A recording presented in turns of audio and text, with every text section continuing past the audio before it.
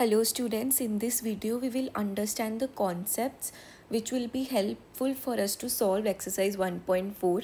So अब तक हमने सेट्स में बहुत सी चीज़ें सीखी कि सेट क्या होता है, set builder form, roster form, infinite sets, finite sets, subsets, null set, सब सीखा। अब हमें अब सब टाइप के सेट्स के बारे में पता चल गया है, तो अब हम वेन डायग्राम्स का कॉन्सेप्ट सीखेंगे। वेन डायग्राम्स क्या होते हैं? This helps us to perform operations on sets. ठीक है, operations in the sense that हम नॉर्मल नंबर्स में क्या करते हैं, अगर हमें दो नंबर गिवन है ए बी, तो हम उसमें प्लस माइनस डिवाइड मल्टीप्लाई जो भी ऑपरेशन परफॉर्म करते हैं वो हम नॉर्मल नंबर्स पे ऑपरेशंस परफॉर्म करते हैं। लेकिन अगर हमें यही सेम चीज़ें सेट में करनी हो तो थोड़ा सा डिफ़िकल्ट हो जाएगा, राइट? बिकॉज हम नंबर्स को डायरेक्टली ऐड तो नहीं करेंगे अगर हमें दो सेट्स गिवन है, और सेट्स तो लेटर्स के भी हो सकते हैं, नेम्स के भी हो सकते हैं, तो हम उसमें मैथमेटिकल ऑपरेशंस तो नहीं परफॉर्म कर सकते हैं, राइट? सो इसमें सेट्स में जो एडिशन, सब्ट्रैक्शन और जो अलग टाइप के बोल सकते हो आपकी ऑपरेशंस होते हैं, उसको हम वेन डायग्राम्स की फॉर्म से समझेंगे and then we will understand the basic concept, ताकि हमें हर बार वेन डायग्राम ड्रॉ ना करना पड़े। ठीक है, अब वेन डायग्राम होता क्या है? ये कोई नई चीज़ नहीं है आपके लिए, आपने ऐसे डायग्राम्स देखे होंगे, ठीक है, जिसमें हम दो चीज़ों का इंटरसेक्शन बताने की कोशिश करते हैं। जैसे let's say this is a circle representing all first 10 natural numbers. ठीक है, तो यहाँ पे मेरा क्या आ गया, 1 2 3 4 5 6। ठीक है, ये मैंने इस सर्कल में, ये जो मेरा ये वाला सर्कल है, this represents first 6 natural numbers. और लेट्स से मेरा जो दूसरा सर्कल है वो represents natural number starting from 5 to 8। ठीक है, तो 5 6 7 8। अब इन दोनों में जो कॉमन पार्ट है 5 और 6, this is called as an intersection. ठीक है, और सिमिलरली लेट्स से मेरे पास दो सेट्स हैं, एक है 1 2 3 4 का और एक है 2 3 का। तो if I want to draw a Venn diagram, can I draw it like this? जो मेरा मेन फर्स्ट सर्कल है उसमें ही I draw a second circle and I draw 2 and 3 here and 1 and 2 here. ये क्या रिप्रेजेंट कर रहा है कि 1 and 4 हेयर, ये क्या रिप्रेजेंट कर रहा है कि 1 2 3 4 are all part of the outer circle, but inner circle में सिर्फ 2 और 3 आता है। So this type of diagrams जो आपने पहले भी देखे हैं, these are called as Venn diagrams.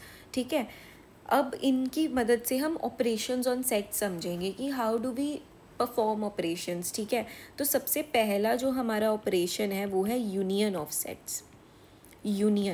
Union से ही पता चल रहा है, दो सेट्स को या उससे ज़्यादा सेट्स को आपस में कंबाइन करना is known as union of sets. ठीक है, तो इसको हम एग्जांपल से समझते हैं। पहले एक बारी डेफिनेशन देख लो। सो A and B be any sets. The union of A and B is the set which consists of all elements of A and all elements of B. ठीक है, सो यूनियन क्या होता है कि आपके पास एक सेट है और आपके पास दूसरा सेट है, तो दोनों के एलिमेंट्स को कंबाइन करके जो आपका थर्ड सेट बनेगा, that will be known as your union of sets. और इसको हम रिप्रेजेंट कैसे करते हैं? We represent it with this symbol. ठीक है, यू का सिंबल, इसको यू नहीं बोलते हैं, but yes this is the symbol that we use. So we write A union B, इसको क्या बोला जाता है? A union B. ठीक है, सो एक एग्जाम्पल से समझते हैं। Example number 12। सो यहाँ पे हमें ए गिवन है 2, 4, 6, 8 एंड देन बी गिवन है 6, 8, 10, 12। ओके, सो अगर हमें यूनियन करना है, यूनियन हमने क्या बोला? दोनों सेट्स का कॉम्बिनेशन, मतलब दोनों में जो भी एलिमेंट्स हैं वो कंबाइन कर दिए। तो हम ए यूनियन बी को क्या लिखेंगे यहाँ पे? We will write 2, 4, 6, 8, 10 and 12। ठीक है, क्योंकि 2, 4, 6, 8 ए के भी सारे एलिमेंट हैं, 6, 8, 10, 12 बी के भी सारे एलिमेंट हैं। So this is the union of A and B. Similarly example number 13। Example number 13 में ए गिवन है AEIOU एंड बी गिवन है AIU। सो इस केस में ध्यान दो कि जो एलिमेंट ए में है वो बी में तो है ही, तो हम उसे रिपीट नहीं करेंगे। जब हम ए यूनियन बी लिखेंगे ना, तो we will only write unique element. जैसे AEIOU तो पहले लिख ही लेते हैं, क्योंकि वो A पार्ट का तो सारा हमें लिखना ही है। फिर B में A है वो हमने ऑलरेडी लिख लिया, B में I है वो भी लिख लिया, B में U है वो भी लिख लिया, तो हमें दोबारा उसे रिपीट करने की ज़रूरत नहीं है। अब आप देखो इस केस में A union B is equal to A ही आ गया, because B is the subset of A। अगर B A का सबसेट है तो A union B will be equal to A only. ठीक है, लेट्स सी एग्जाम्पल नंबर 14। अब एग्जाम्पल नंबर 14 में आपको दिया है X सेट में है राम, गीता एंड अकबर। ये आपके क्लास 11th के स्टूडेंट्स हैं जो हॉकी टीम में भी हैं। ठीक है, और Y में आपको गिवन है Geeta, David and Ashok. These are the students who are in football team. ठीक है, तो अगर आपको इन लोग का यूनियन लिखना है तो X यूनियन Y में क्या आएगा आपका, राम, गीता दोनों में है तो एक बार ही आएगी, और आपका आएगा अकबर, डेविड एंड अशोक। ठीक है, तो this is your union of X union Y, X और Y का। तो समझ में आ गया ना, X यूनियन Y और जो भी दो सेट्स का जो यूनियन है दैट इज़ नथिंग बट उन दोनों सेट्स का कॉम्बिनेशन, जिसमें हम दोनों के एलिमेंट्स लिखते हैं और यूनिक एलिमेंट्स लिखते हैं। ठीक है, अब देखो इसको हम वेन डायग्राम से कैसे रिप्रेजेंट करते हैं और इसका सेट बिल्डर फॉर्म क्या है। तो A union B is what, is all the set of elements, ठीक है, जो एलिमेंट A को भी बिलोंग करे and that element belongs to B, sorry और आएगा यहाँ पे, और that element belongs to B। या तो A में होना चाहिए या B में होना चाहिए, बट दोनों में एक में तो होना ही चाहिए। ऐसा कोई एलिमेंट नहीं होना चाहिए A यूनियन B में जो दोनों में ना हो। ठीक है, अब इसको रिप्रेजेंट क्या कैसे किए करते हैं हम, this is just our plane, we will write this is the universal set. तो ये हमारा A है, ठीक है, और ये हमारा B है। हमने एज्यूम किया कि दोनों में अगर कुछ कॉम्बिनेशन भी है तो हम इसको जो शेड करेंगे ना, we will shade complete AB। ठीक है, इससे हमें पता चल रहा है कि A union B is this. Visually अगर हम देखें तो अगर कुछ कॉमन है तो वो भी लिया हमने, डिफरेंट है तो वो भी लिया हमने। ठीक है, अब इसकी कुछ प्रॉपर्टीज़ हैं। तो देखो पहली प्रॉपर्टी क्या है, अगर A यूनियन B है तो B union A equal to होगा उसके। ठीक है, B union B will be equal to that, so this is known as commutative law. ठीक है, अगर A union B will be equal to B union A। Then second property है A union B का union C से is equal to A का union B union C से। This is known as associative law. इसका meaning क्या है कि अगर आपको 3 सेट गिवन है तो पहले अगर आप A और B का यूनियन कर लो, फिर उसका थर्ड से यूनियन करो तो भी सेम है। अगर आप लास्ट 2 सेट का यूनियन पहले कर लो फिर उसका A से यूनियन करो तो वो भी सेम है। इसको बोला जाता है associative law. Then third property is कि अगर किसी भी सेट का यूनियन हम नल सेट से करेंगे तो वो अपने ही इक्वल होगा। तो A union null is A। क्यों? क्योंकि पहले तो हमें ये भी पता है कि null is a subset of A, तो ये तो हमने पहले भी पढ़ा कि अगर कोई सेट दूसरे सेट का सबसेट है तो उन दोनों का union will be the bigger set. ठीक है, और इसको वैसे अगर हम नल सेट के उसमें देखें तो इसको बोला जाता है law of identity element. Okay, law of identity element. Then fourth property is कि अगर एक सेट का यूनियन खुद से ही करेंगे तो ऑफ कोर्स आंसर भी वही आएगा, कुछ नया तो आएगा नहीं। This is known as idempotent law. ठीक है, देन फिफ्थ में है अगर यूनिवर्सल सेट से किसी सेट का यूनियन करेंगे तो आंसर आएगा यूनिवर्सल सेट। इसको बोलते हैं लॉ ऑफ यूनिवर्सल सेट। अब इसको देखो, सिंपल सी बात है कि अगर आपके पास पूरे ह्यूमन बींग्स का सेट है और उसमें एक A सेट है जो रिप्रेजेंट करता है सिर्फ 10 साल के ह्यूमन बींग्स को, तो जब हम उनका यूनियन करेंगे तो ऑफ कोर्स पूरे ह्यूमन बींग्स का ही आएगा ना हमारे पास answer. So this is that property, law of U. ठीक है, moving on to other section which is intersection of sets. Intersection, अब हमने पढ़ा था यूनियन, अब हम पढ़ रहे हैं इंटरसेक्शन। सो इंटरसेक्शन इज कहीं ना कहीं ऑपोजिट ऑफ यूनियन, क्योंकि यूनियन में क्या था, हमने दोनों में जितने भी एलिमेंट्स थे सबको कंबाइन किया था। इंटरसेक्शन में हम सिर्फ वो एलिमेंट्स लेते हैं जो दोनों में प्रेजेंट हो, जो दोनों में कॉमन हो। तो देखो, intersection is set of all elements which are common to both A and B, और इसको रिप्रेजेंट करते हैं हम इन्वर्टेड यू से, ठीक है, इसको बोला जाता है intersection. So A intersection B क्या है, it is a set of all elements x where x belongs to A and x belongs to B, ठीक है। यूनियन के केस में यहाँ पे और था, बट इस केस में, इंटरसेक्शन के केस में यहाँ पे एंड है, ठीक है, विच मीन्स कि एक ऐसे एलिमेंट्स का सेट जो A में भी है और B में भी है। ऐसा नहीं है कि A में है B में नहीं भी है तो चलेगा, वो यूनियन के केस में था, ठीक है। Quickly let's see example 15। हमें दिया हुआ है set A and B, example 12 का हमें कंसिडर करना है। We have to find X A intersection B। अब देखो, A में हमें क्या गिवन है यहाँ पे 2, 4, 6 एंड 8।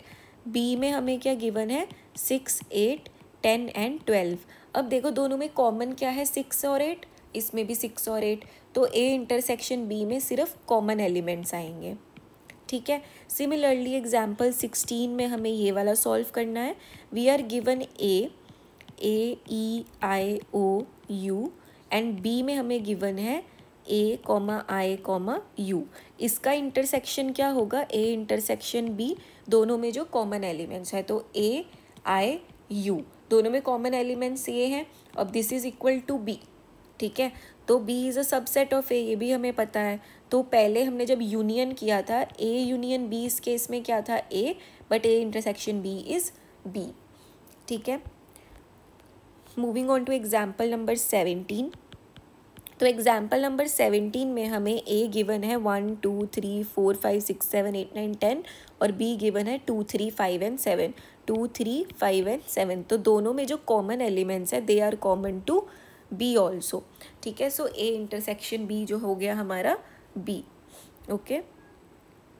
अब इसको डायग्रामेटिकली देखें, जैसे हमने यूनियन को देखा था, तो इस केस में ये हमारा यूनिवर्सल सेट है, ये हमारा A है, ये हमारा B है। तो इस केस में हम सिर्फ कॉमन पार्ट को शेड करेंगे, क्योंकि intersection is this only, this represents A intersection B, ठीक है। और अगर मान लो कि कॉमन पार्ट है ही नहीं, दोनों में कुछ भी कॉमन नहीं है, तो हम उसको अलग अलग सर्कल में रिप्रेजेंट करेंगे कि भैया A और B में कुछ भी कॉमन नहीं है। तो इसकी प्रॉपर्टीज़ भी देख लेते हैं एक बार। कॉम्यूटेटिव लॉ दोनों में एप्लीकेबल है, यूनियन में भी और इंटरसेक्शन में भी। तो A इंटरसेक्शन B या B intersection A is same, this is commutative law. Then second property is A intersection B intersection C is equal to A intersection B intersection C। This is associative law, ये हमने union में भी पढ़ा है, यहाँ पे भी दोनों में कॉमन है। देन थर्ड, नल सेट के साथ किसी का इंटरसेक्शन विल बी नल, ये हमने पिछले में भी पढ़ा है, राइट। पर उस केस में क्या था, यूनियन था, यूनियन में क्या होता है A होता आंसर। इसमें कैसा है, नल और किसी भी सेट का intersection will be null set, ठीक है। और सिमिलरली किसी भी सेट का intersection with universal set will be the same set, ठीक है। Then moving on to fourth part, किसी भी सेट का खुद से intersection will be the same set, ठीक है। देन फिफ्थ में हमें गिवन है कि A intersection B union C is equal to A intersection B union A intersection C। This is important. Now this is your distributive law, ये हमने पहले नहीं पढ़ा है, ठीक है। डिस्ट्रीब्यूटिव लॉ बोलता है कि अगर हम दो सेट्स के यूनियन के साथ एक तीसरे सेट का इंटरसेक्शन करें तो वो डिस्ट्रीब्यूट हो जाता है। तो पहले अगर आप दोनों का यूनियन करो और बाद में उस सेट के साथ इंटरसेक्शन करो तो भी इक्वल है, या फिर आप एक सेट का इंटरसेक्शन उन दोनों के साथ अलग अलग करो, बाद में यूनियन करो तो भी इक्वल है, ठीक है। This is your distributive law. ये डायग्राम की मदद से देखो, हमारा B यूनियन C क्या है, ये शेडेड पार्ट है। जितना भी एलिमेंट B में है, जितना भी एलिमेंट C में है, सबको शेड कर दिया इर्रिस्पेक्टिव ऑफ कि वो A से कॉमन है या नहीं। और अब सेकंड में देखो, अगर हम फिर उसका A से इंटरसेक्शन देखेंगे हमारे शेडेड पार्ट का, तो सिर्फ इतना पार्ट आता है, ठीक है। So this is the answer, ये A intersection B union C का आंसर है। पर अगर हम पहले A इंटरसेक्शन B करें तो वो ये पार्ट है, फिर हम A इंटरसेक्शन C करें तो वो ये पार्ट है, और अगर हम फिर इन शेडेड पार्ट्स का यूनियन करें तो वो ये पार्ट है, which is equal to this, these both are equal, so this means this is also equal. ठीक है, moving on, let's understand the concept of difference of sets. अब difference of sets is something which is similar to subtraction of a set. ठीक है, A minus B। अब इसको समझो, difference of set A and B in this order is the set of elements which belong to A but not to B। तो A minus B मतलब A के तो elements रखने ही हैं, उसमें से हम B के एलिमेंट्स माइनस कर देंगे अगर कुछ कॉमन है तो। ठीक है, सो जैसे यहाँ पे हमें एग्जाम्पल गिवन है दैट A में 1 2 3 4 5 6 है और B में 2 4 6 8 है। तो जब हम A माइनस B करेंगे ना, तो अगर B का कोई भी एलिमेंट A में है तो बस वो माइनस कर देंगे। जैसे B में 2 है, A में भी 2 है, तो ये सब्ट्रैक्ट कर देंगे। B में 4 है, A में भी 4 है, तो ये सब्ट्रैक्ट कर देंगे। B में 6 है, A में भी 6 है, तो ये सब्ट्रैक्ट कर देंगे। B में 8 है लेकिन यहाँ पे 8 नहीं है, तो वो सब्ट्रैक्ट करने की ज़रूरत ही नहीं है। तो A माइनस B आ गया हमारा बचे हुए A के एलिमेंट्स 1 3 एंड 5। ठीक है, सिमिलरली एग्जाम्पल नंबर 19 देखो, इसमें A E I O U is the set of all vowels V, और हमें फाइंड आउट करना है V माइनस B।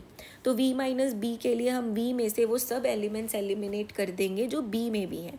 तो B में A है और V में भी A है, तो ये माइनस हो जाएगा।